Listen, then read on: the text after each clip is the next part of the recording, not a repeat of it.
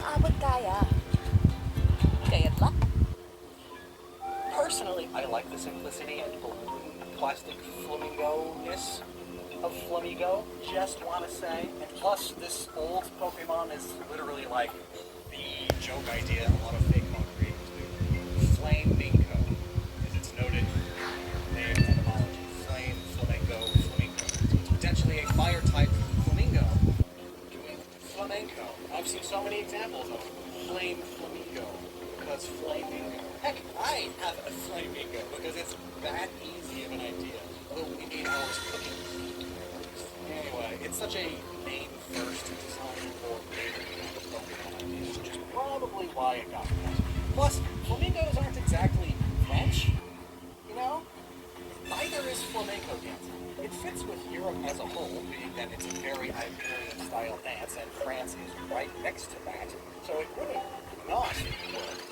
But maybe they already knew they were planning on going to Iberia in the near future. But other than that, this bird fits perfectly along with Kalos and France's beauty and fashion themes.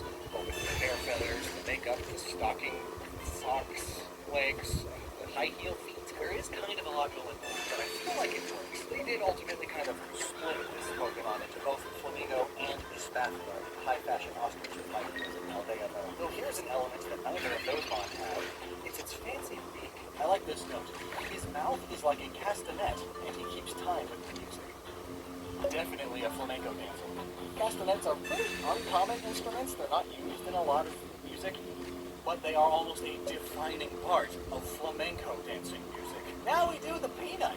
I love this design so much. A peanut dinosaur egg that becomes a peanut-themed balloon. I love it. It is definitely heavily inspired by the theropod dinosaur Dilophosaurus, especially the highly inaccurate venom-spitting version from Jurassic Park. We see how it can have the two head frills more out to the sides, or more pointed back and out of its face, kind of like Jurassic Park's Dilophosaurus. Maybe it's a play on how peanuts are one of the most common and often deadly allergies in the world. And allergies are basically poison if you think about it. Plus, look at the flowers of peanut plants. Two big petals around a large central stamen enclosed with fused petals. It's quite literally this Pokemon's head. I almost just said head crest there, because on the actual, real-life Dilophosaurus, it has two keratinous head crests, which, while quite big, were not nearly as large as the head frills in Jurassic Park. But I'm getting lost in the well, actually. So instead of going down that route, let's look at how peanut plants grow leaves. Exactly the same way as the leaves on this dinosaur do.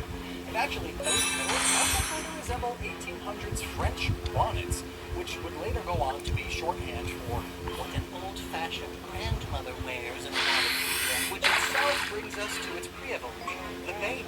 At first I thought it was just a peanut with a face, but why is the face inside the shell? Is the shell actually acting like a baby rat or carrier? Totally baby's face is sticking out and it's all bundled and protected otherwise. Babies are often depicted with a single tuft of hair right on top too, sometimes with a little bow. And it's a bow, like the two leaves. The bow becomes a bonnet when it evolves. It's kind of perfect. Now, do you think it was grass type or grass ground type? Maybe even an early fossil log contender, so grass rock. Oh yeah, if you didn't know, peanuts grow in the ground, hence grass ground being what I assume is the most likely type. As for why it was cut, it could just be location. While this concept is brilliant and this design is great, IMO, Dilophosaurus fossils have only been found in North America and China, and peanuts are native to South America. Today, Bulgaria grows 3/4 of all the peanuts in Europe, and it's on the other end of the continent. That said, the French Empire is heavily involved in peanuts. After Spain and Portugal brought peanuts back to Europe, it was French slave colonies in northern Africa that grew most of them for the Europeans. Peanuts are one of the few high-yield crop foods that are able to grow in super sandy soil like in North Africa. To this very day, North Africa grows a ton of peanuts. It's a staple food there. And I do suppose North Africa is just across the Mediterranean Sea from France, so it's not that far, but maybe Game Freak didn't want to reference the whole French slave colony thing directly. You gotta be careful with topics like that, so often it's best to just cut your ideas and move on.